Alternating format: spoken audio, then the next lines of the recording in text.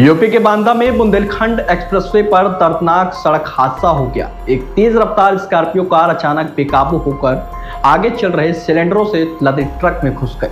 टक्कर इतनी जोरदार थी कि हादसे में आजमगढ़ के रहने वाले व्यवसायी और उनकी मां दादी समेत 4 लोगों की मौत हो गई। दरअसल यह हादसा गुरुवार सुबह करीब 9 बजे बुंदेलखंड एक्सप्रेसवे पर कोतवाली देहात क्षेत्र के हथौड़ा गांव के पास हुआ है।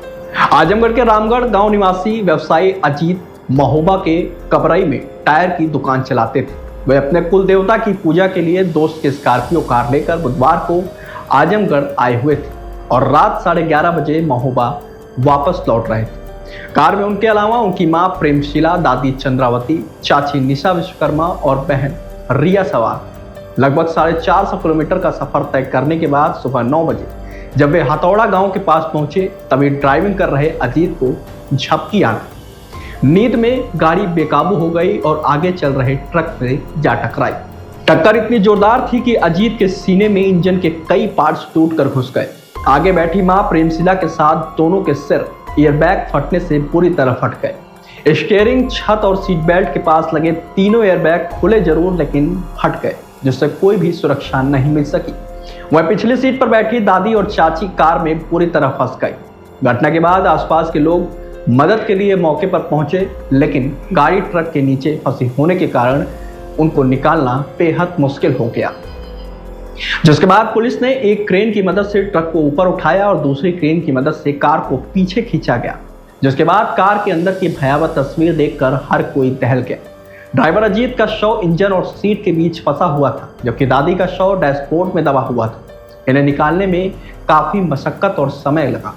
2 शव को पिछला दरवाजा खोलकर बाहर निकाला गया। हालांकि हादसे में अजीत की 16 साल की बहन रिया की जान बच गई, जिसको गंभीर हालत में अस्पताल में भर्ती कराया गया है। बताते चले कि यह हादसा उन परिवारों के लिए बड़ा सदमा है जो लंबे सफर पर परिवार के साथ यात्रा करते हैं।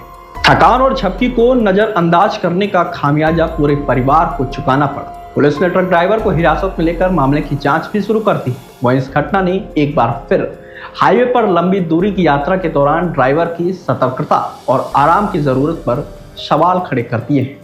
देखिए, आज दिनांक 14 मई को जनपद बांदा के थाना कोतवाली देहात में लगभग सुबह करीब 8:30 बजे सूचना प्राप्त हुई कि बुंदेलखंड एक्सप्रेसवे में एक डीसीएम और एक स्कॉर्पियो की भिड़ंत हो गई।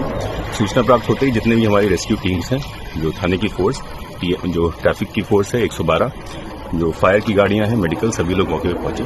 डीएम साहब मेरे द्वारा भी मुआयना किया गया। इसमें जो अभी तक संज्ञान में आया है, जो स्कॉर्पियो गाड़ी थी उसमें 5 लोग सवार थे। उसमें एक आदमी और 4 महिलाएं थी।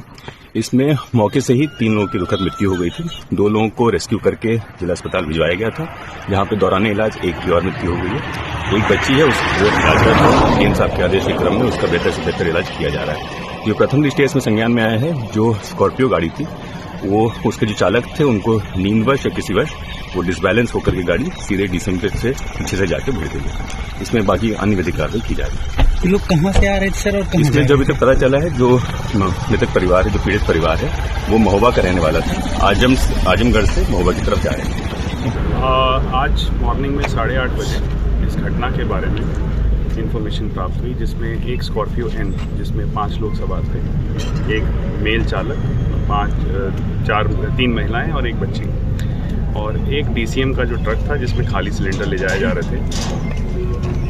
दोनों जो है मूवमेंट में थे। पीछे से स्कॉर्पियो जो है उसका चालक सीधा आके बैक में स्ट्राइक हुआ और उसकी वजह से ड्राइवर और 3 महिलाएं उनकी मौके पर डेथ हो गई। 2 लोग इलाजरत थे, जिसमें एक बच्ची और एक महिला थी। एक महिला जो इलाजरत थी उसकी भी डेथ हो गई है और बच्ची अभी उसका इलाज चल रहा है।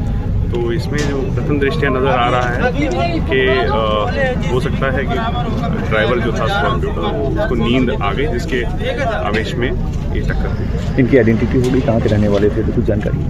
ये जो बताया जा रहा है आजमगढ़ से आ रहे थे और महोबा जा रहे थे, महोबा के रहने वाले।